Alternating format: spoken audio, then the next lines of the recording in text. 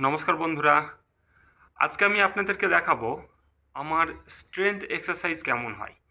Strength এক্সারসাইজের সময় বিশেষ করে এক্সারসাইজটাকে স্লো করে দিই আমি। হয়তো সেখানে কয়েক সেট কম থাকে, কিন্তু এক্সারসাইজটা স্লো ডাউন করে দিলে কি হয়, আমাদের মাসেলের ওপর বেশি প্রেসার আসে এবং সেটা আমাদের মাসেলের স্ট্রেংথ বৃদ্ধিতে সাহায্য করে। তো আমি ইতিমধ্যে আমার যা এক্সারসাইজ শুরুর পূর্বে যে স্ট্রেচিং এক্সারসাইজ করা হয় সেটা কমপ্লিট করে ফেলেছি। সুতরাং এবারে স্টেপ বাই স্টেপ আমি আপনাদেরকে দেখাবো আমার ফুল বডি স্ট্রেংথের জন্য আমি কোন ধরনের এক্সারসাইজগুলো করে থাকি, এবং অবশ্যই এখানেও কোনো কাট আউট থাকবে না। সুতরাং বিষয়টি যদি একটু এবড়োখেবড়ো লাগে সেটা কাইন্ডলি কনসিডার করে নেবেন। ঠিক আছে, চলুন শুরু করা যাক।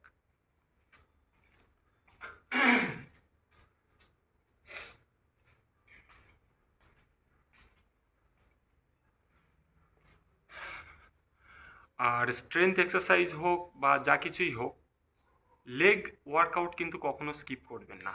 কারণ আমরা স্ট্রেংথ যেভাবেই কনসিডার করি না কেন, হাতের, আমাদের পেটের বলি বা যা কিছু বলি, ঠিকঠাক বডি ব্যালেন্স না থাকলে স্ট্রেংথের কোনো গুরুত্বই থাকবে না।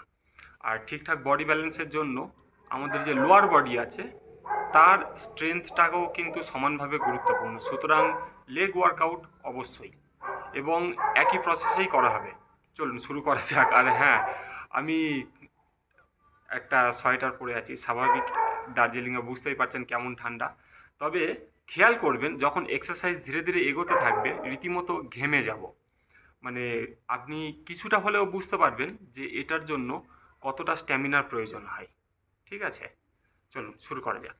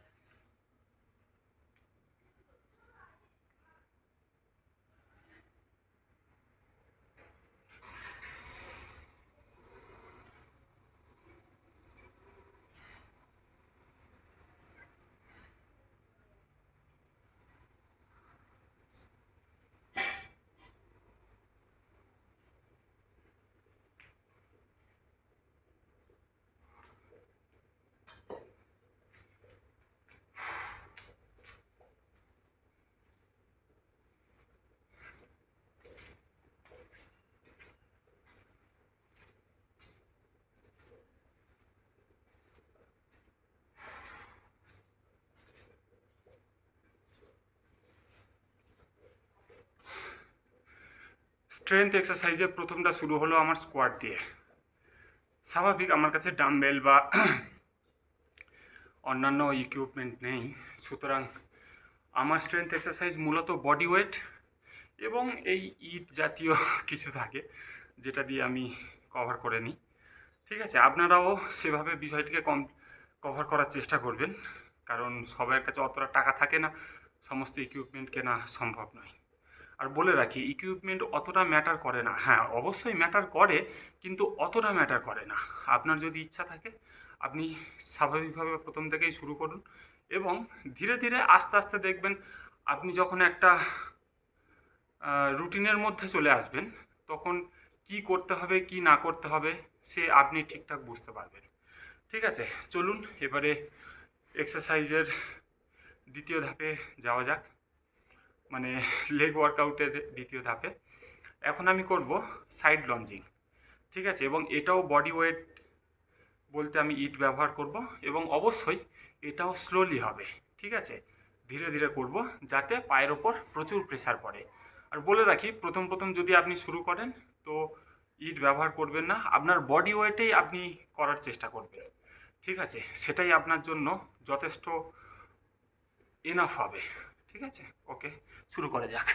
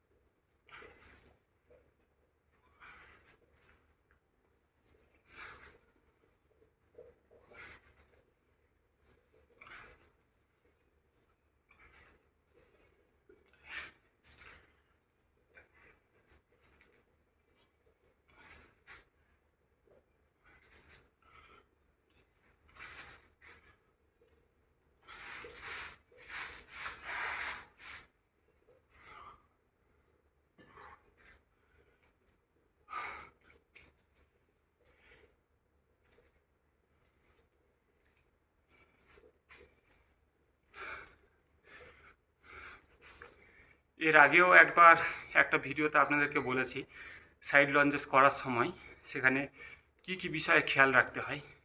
তাও যদি আপনি আমার এই ভিডিও প্রথম দেখে থাকেন তো বলে রাখি, সাইড লঞ্জেস করার সময় খেয়াল রাখবেন বডি ওয়েট যেন সম্পূর্ণ আপনার পায়ের ওপরে থাকে এবং বডি ব্যালেন্সটা ঠিক মাটির সাথে 90 ডিগ্রি অ্যাঙ্গেলে থাকবে। তাতে কী হবে, আপনি সামনে বা পিছনে পড়ে যাবেন না। আপনার হাতে যদি ওয়েট থাকে, কিছুটা শরীর আপনাকে স্ট্রেট করতে হবে। সাধারণত যখন আমরা সাইড লঞ্জেস করি, সামনে একটু শরীরটা বেন্ড থাকে বডি ব্যালেন্সটাকে কন্ট্রোল করার জন্য। কিন্তু যদি আপনি হাতে ওয়েট নিয়ে করেন, তখন কিছুটা আপনার বডিটাকে স্ট্রেট করতে হবে, ঠিক আছে? আর অবশ্যই লঞ্জেস করার সময় শরীরটাকে মানে পায়ের ওপর প্রেসার দিয়ে পুরোটা তুলবেন, তারপরে বসবেন ধীরে ধীরে, ঠিক আছে? সম্পূর্ণ শরীরটাকে তুলে বসবেন। সরাসরি এইভাবে এইভাবে মানে সরাসরি হচ্ছে যাবেন না। শরীরটাকে তুলে অনেকটা ভি শেপে নিয়ে গিয়ে আবার বসবেন, আবার তুলে ভি শেপে নিয়ে গিয়ে বসবেন, ঠিক আছে? চলুন তৃতীয় সেট।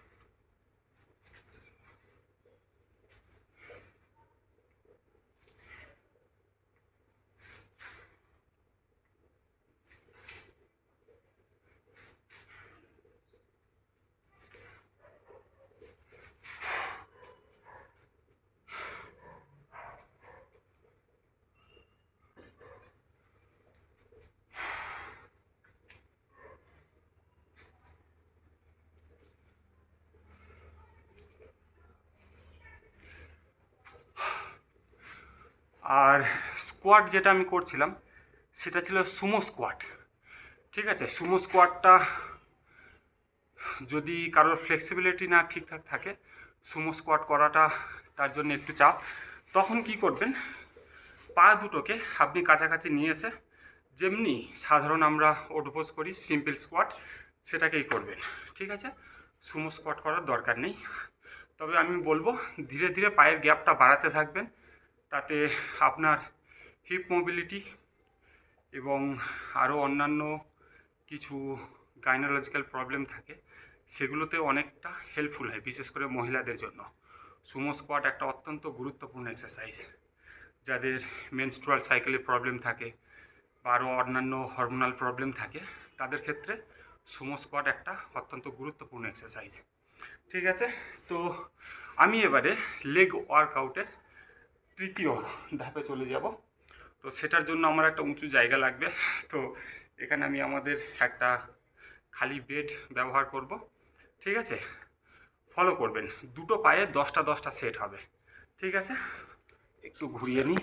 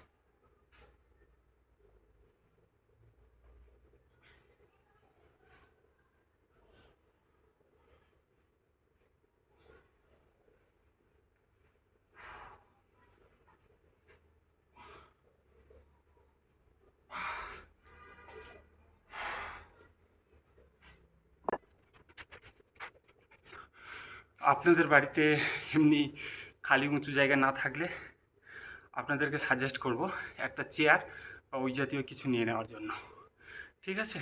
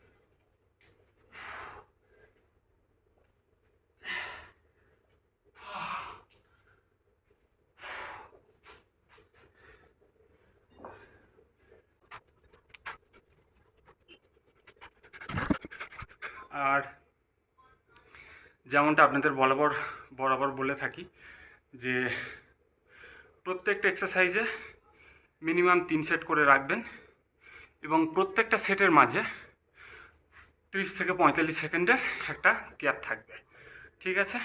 এইটা খেয়াল রাখবেন। যতটা পারবেন টাইমটাকে কম করার চেষ্টা করবেন, ঠিক আছে?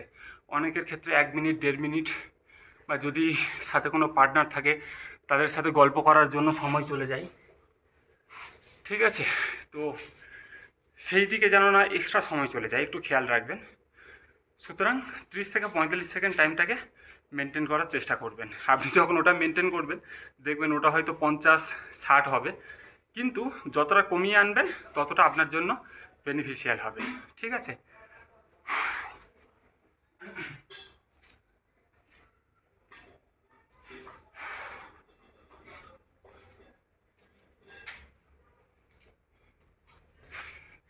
এবারে চলে আসবো আমার আপার বডির জন্য। আপার বডির স্ট্রেংথের জন্য পুশ আপের বিকল্প কিছু হয় না, ঠিক আছে? পুশ আপটাকে অবশ্যই করবেন এবং পুশ আপের কয়েকটা পদ্ধতি আছে বলেছিলাম, প্যারালাল, ইনক্লাইন্ড আর ডিক্লাইন্ড, ঠিক আছে? তো আপনি প্যারালালটাকে ভালোভাবে করার চেষ্টা করবেন। ইনক্লাইন্ড ডিক্লাইন্ড তো আছে, সেটা চেস্টের শেপের জন্য, আপার চেস্ট মাসেলের জন্য, লোয়ার চেস্ট মাসেলের জন্য, ঠিক আছে? কিন্তু প্যারালাল পুশ আপটা আপনি ভালোভাবে করার চেষ্টা করবেন। চলুন শুরু করা যাক।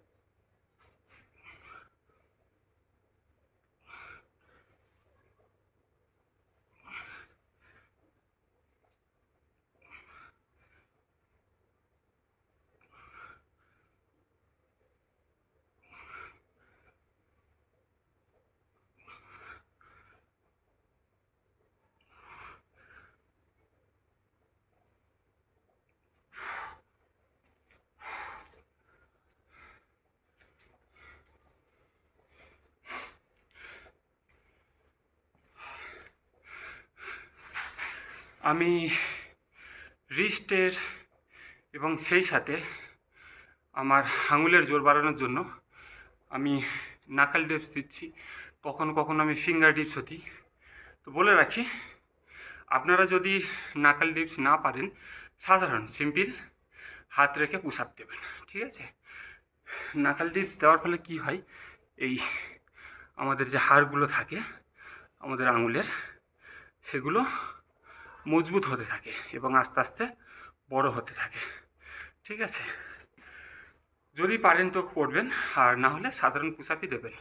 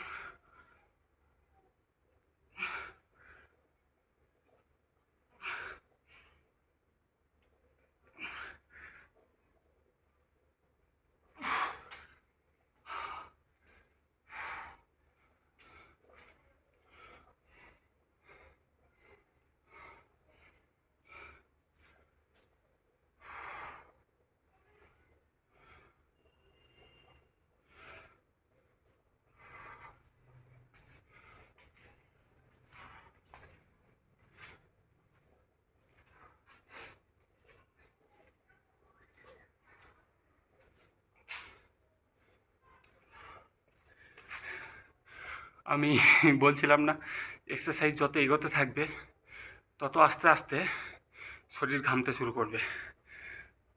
আপনার যদি না আন্দাজ থাকে, এই মুহূর্তে একবার গুগল সার্চ করে দেখে নিতে পারেন দার্জিলিংয়ের গড় টেম্পারেচার কেমন চলছে। এখানে খেয়াল করুন, আমার মুখ ইতিমধ্যেই ঘামতে শুরু করেছে। ঠিক আছে, তো এই দেখে অনেকটা স্লো মনে হচ্ছে সাধারণ, কিন্তু বিষয়টা আদৌ তেমন নয়।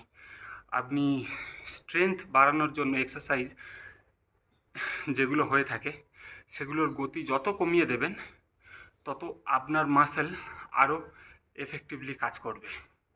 ঠিক আছে, চলুন তৃতীয় সেট।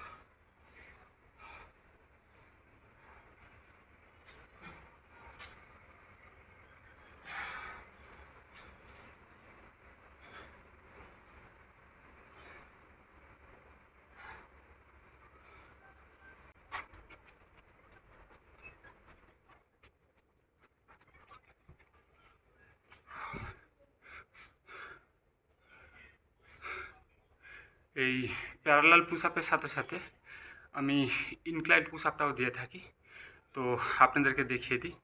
সেটার জন্য কিছুই নয়, পুশ আপ এইরকমই হবে, কিন্তু একটা উঁচু জায়গা নিয়ে নেবেন।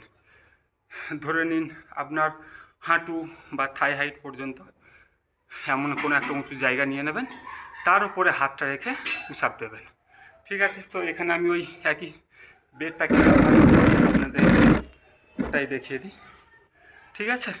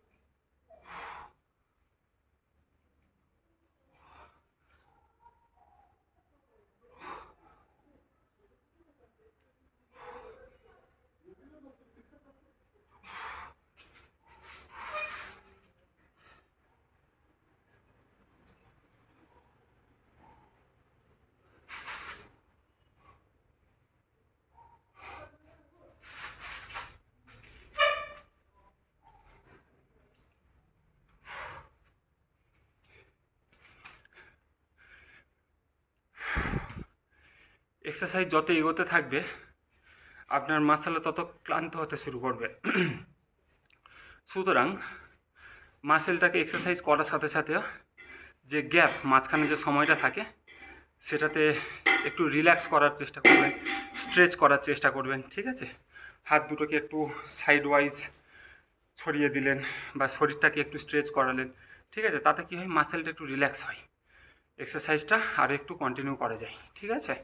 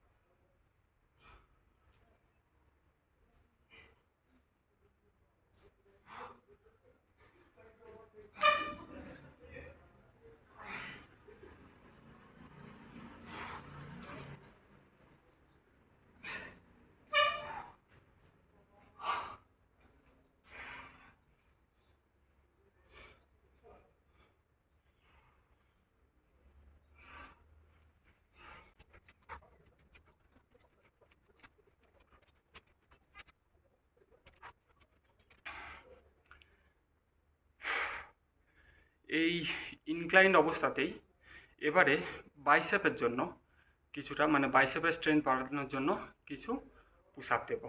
ঠিক আছে, ওই একই অবস্থাতেই আপনি প্যারালালিও দিতে পারেন, ইনক্লাইন দিতে পারেন। ঠিক আছে, এটার কাজ করবে মূলত আমাদের বাইসেপের ওপর, মানে হাতটাকে সোজা অবস্থাতে না রেখে হাতটাকে ঘুরিয়ে রাখবো। ঠিক আছে, চলুন।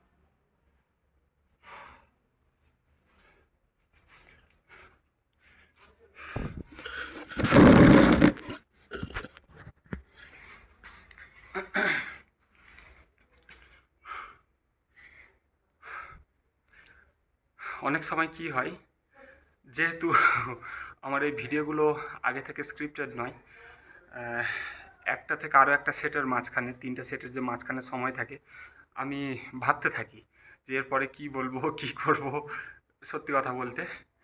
কিন্তু এই কারণে আমার মাঝে মাঝে খেয়াল থাকে না মাঝখানে কতটা সময় গ্যাপ দিয়ে ফেলছি। ঠিক আছে, তো সেটা হয়তো আমার ভুল হতেই পারে, তবে আপনারাও যখন করবেন এই বিষয়টিকে কিন্তু মাথায় রাখবেন। ঠিক আছে, কখনো বেশি চিন্তা করতে যাবেন না, যেটা করছেন সেটাই করতে থাকবেন, দেখবেন বাকি সব অটোমেটিক ঠিক হয়ে যাবে। চলুন, এবারে করব আমি আমার শোল্ডারের জন্য পুশ আপ এক্সারসাইজ হয়ে গেল। এবারে শোল্ডারের জন্য করব, অবশ্যই আমি ইট ব্যবহার করব। তো এর আগেও এই এক্সারসাইজটাকে দেখিয়েছি এবং বলেও ছিলাম যে শোল্ডার ইনজুরির জন্য এটাও অত্যন্ত গুরুত্বপূর্ণ একটা এক্সারসাইজ। এই যে এতগুলো পুশ আপ দেওয়ার পরে কি হয়, কাঁধে যে পেশিগুলো থাকে সেগুলো ও ছিঁড়তে থাকে, সামান্য সামান্য ছিঁড়তে থাকে। তো মাসেল রিকভারির জন্য সময় দিতে হয় এবং এই কারণে কিছুটা ব্যথাও হয় অনেক সময়, বিশেষ করে যারা একদম শুরু করছেন। তো তাদের জন্য এই শোল্ডার এক্সারসাইজটাও খুবই ভালো একটা এক্সারসাইজ। আপনার শোল্ডারের যে পেশিগুলো থাকে সেগুলোর জোর বাড়ায়, ক্ষমতা বাড়ায়, ফলে কি হয়, অতটা ব্যথা হয় না। ঠিক আছে, চলুন শুরু করা যাক।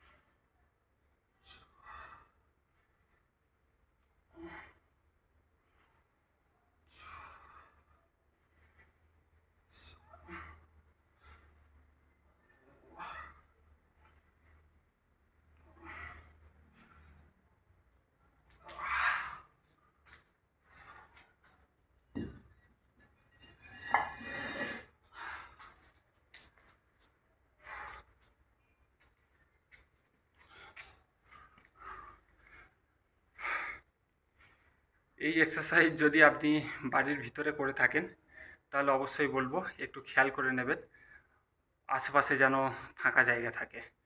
না হলে এটা করার সময় যদি আপনি ঘরের মধ্যে থাকা কিছু জিনিস ভেঙে ফেলেন তাহলে সেটা মোটেও আপনার জন্য সুখদায়ক হবে না। যাই হোক, তো আমার আপার বডির এক্সারসাইজ কমপ্লিট হলো। এবারে কি হয়, আমরা এক্সারসাইজ করেই সাথে সাথে ছেড়ে দিই। আমি এর আগেও কয়েকবার বলেছি, এখনও বলছি, সাথে সাথে মানে এক্সারসাইজ, এই যে আমাদের শরীরটা গরম আছে এখন, এই অবস্থাতে সরাসরি হচ্ছে ছেড়ে দেবেন না, ধীরে ধীরে কুল ডাউন করতে থাকবেন। ঠিক আছে, এর সাথে কিছুটা ফ্লেক্সিবিলিটির, বিশেষ করে ফ্লেক্সিবিলিটি এবং স্ট্রেংথের কম্বাইন্ডে যে এক্সারসাইজগুলো থাকে সেইগুলো করবেন। বা আরও অন্যান্য মানে যে এক্সারসাইজ আপনি হয়তো করার চেষ্টা করছেন, আপনি ভাবছেন যে এই জিনিসটা আমি করব, ধীরে ধীরে এইটাতে আরও প্রোগ্রেস করব, এই যে এই যে ধরনের এক্সারসাইজগুলো রয়েছে সেগুলো এই সময় একটু ট্রাই করবেন। আমি জানি এই সময় আপনার মাসেলে একদম ক্লান্ত, আপনি আপনার 100% দিতে পারবেন না, কিন্তু তাও এই সময় ওই এক্সারসাইজগুলোকে ট্রাই করবেন যেগুলোকে আপনি নিয়ে চিন্তা ভাবনা করছেন।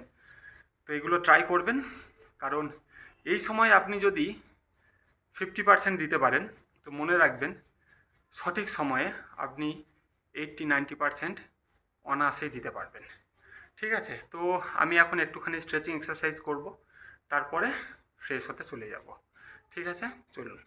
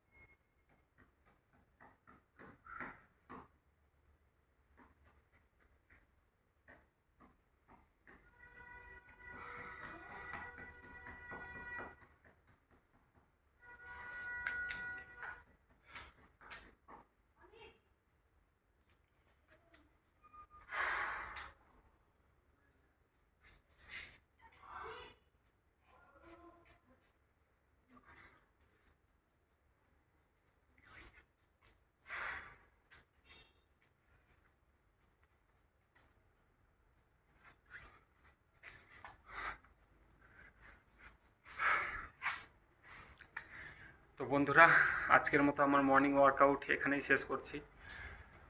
আশা করি আপনারাও ট্রাই করবেন এবং অবশ্যই ইমপ্রুভ করবেন। ঠিক আছে, তাহলে সবাই ভালো থাকবেন, সুস্থ থাকবেন। নমস্কার।